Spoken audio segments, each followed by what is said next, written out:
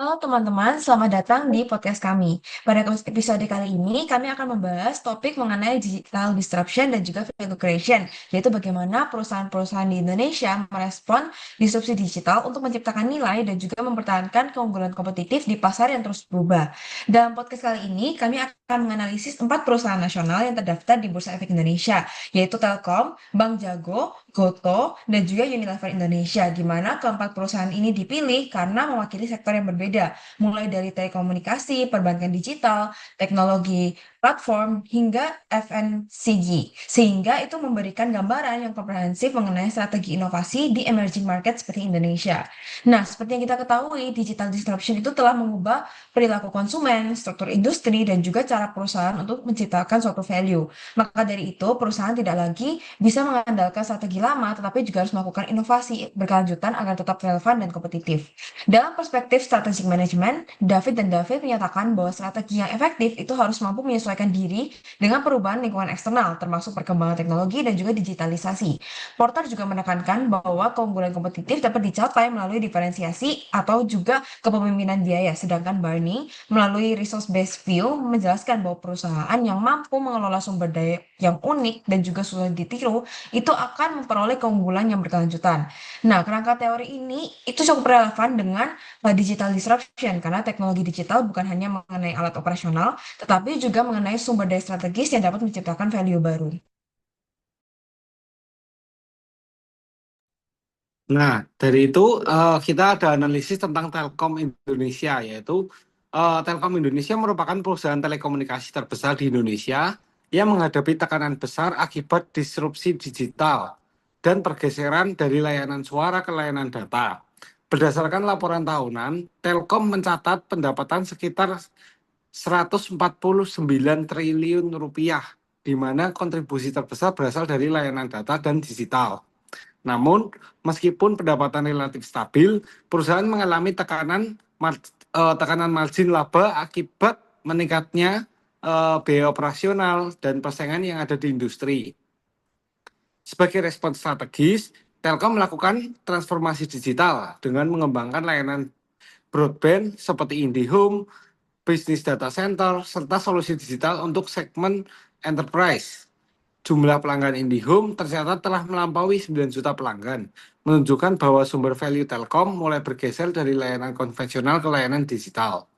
Namun, dari sudut pandang strategic management, tantangan utama Telkom adalah bagaimana meningkatkan profitabilitas dari investasi digital yang besar tersebut tanpa monetisasi yang optimal. Transformasi digital berisiko hanya meningkatkan pendapatan tanpa memberikan keunggulan kompetitif yang berkelanjutan. Yang selanjutnya ada Bank Jago, yaitu Bank Jago merupakan contoh bank digital yang memanfaatkan digital disruption sebagai peluang strategis.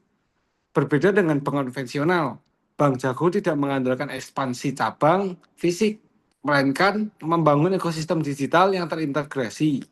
Berdasarkan laporan keuangan, total aset Bank Jago tumbuh lebih dari 30% secara tahunan, seiring dengan meningkatnya jumlah nasabah digital. Meskipun pertumbuhan aset dan signifikan, Bank Jago masih menghadapi tantangan dalam hal profitabilitas karena fokus pada ekspansi dan investasi teknologi. Namun, strategi kolaborasi dengan ekosistem digital memungkinkan Bank Jago menekan biaya operasional yang menciptakan value melalui pengalaman nasabah yang lebih personal dan efisien. Dari perspektif strategic management, Bank Jago menunjukkan bahwa digital disruption dapat menciptakan value melalui inovasi model bisnis. Meskipun hasil finansial jangka pendek belum sempurna. Oke, selanjutnya kita akan membahas tentang Goto, yaitu Gojek dan Tokopedia. Mereka adalah perusahaan teknologi berbasis platform yang menjadi contoh paling jelas dari dampak digital disruption di Indonesia. Berdasarkan laporan keuangan terbaru, Goto mencatat pendapatan konsolidasian di kisaran lebih dari 90 triliun. Namun perusahaan masih membukukan kerugian bersih akibat tingginya biaya operasional, insentif pengguna, dan beban pemasaran. Meskipun secara finansial masih menghadapi tekanan, Goto memiliki kekuatan strategis berupa ekosistem terintegrasi yang mencakup layanan transportasi, e-commerce, dan juga keuangan digital. Jumlah pengguna aktif yang besar menciptakan network effect, di mana semakin banyak pengguna, semakin tinggi nilai platform tersebut. Hal ini sejalan dengan konsep value creation dalam digital business model. Namun, dari perspektif strategic management, masalah utama Goto bukan pada pertumbuhan pengguna, melainkan pada rasio biaya terhadap pendapatan yang masih tinggi. Digital disruption memang memungkinkan ekspansi cepat, tetapi tanpa efisiensi, keunggulan tersebut dapat berubah menjadi beban yang finansial. Oleh karena itu, Goto perlu menggeser fokus strateginya dari growth-oriented strategy ke path to profitability agar dapat menciptakan value yang berkelanjutan bagi investor dan pemangku kepentingan lainnya.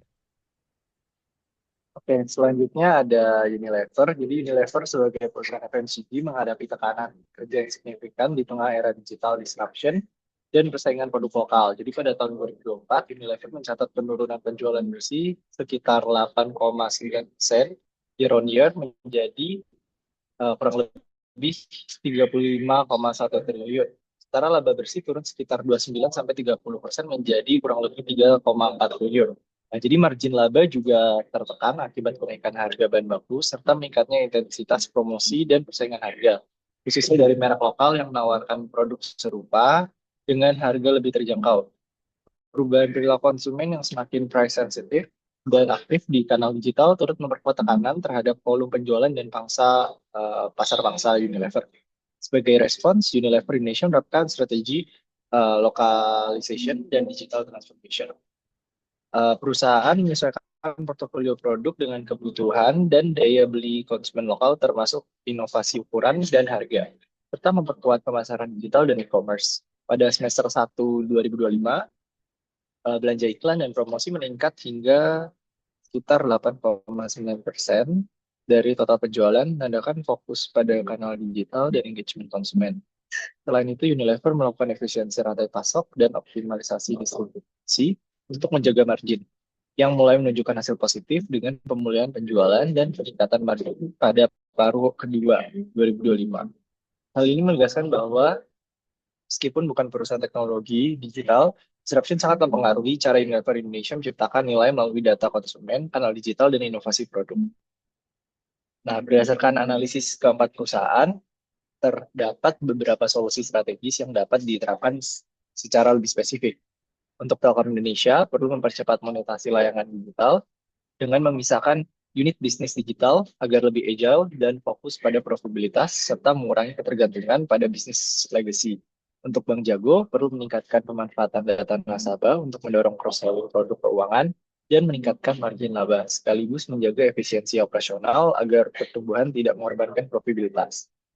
Untuk Goto, perlu menurunkan rasio biaya terhadap pendapatan melalui pengurangan insentif yang tidak efektif, optimalisasi logistik, serta fokus pada layanan dengan margin tinggi seperti iklan digital dan layanan keuangan.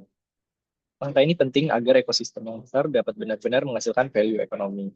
Sementara itu, Unilever Indonesia perlu memperkuat inovasi produk berbasis data konsumen untuk meningkatkan penetrasi penjualan digital, serta mempertahankan efisiensi rantai pasok agar dapat bersaing dengan merek lokal yang lebih fleksibel dan agresif secara harga. Nah, solusi-solusi ini menunjukkan bahwa digital disruption harus diimbangi dengan strategi yang terarah agar dapat menciptakan keunggulan kompetitif yang berkelanjutan di pasar berkembang. Oke, dari keempat studi kasus tersebut dapat kita simpulkan ya bahwa digital disruption itu bukan hanya sekedar ancaman, tetapi juga peluang strategis nih untuk menciptakan value baru dari suatu perusahaan. Nah, perusahaan yang mampu mengintegrasikan inovasi teknologinya, datanya, dan juga strategi itu akan memiliki keunggulan tentunya. Keunggulan kompetitif yang nantinya akan berkelanjutan di pasar berkembang seperti Indonesia. Nah, terima kasih sudah mendengarkan podcast kami. Jangan lupa untuk memberikan pendapat kalian dan juga insight yang kalian dapatkan di kolom komentar di bawah ini. Sekian dari kami, terima kasih.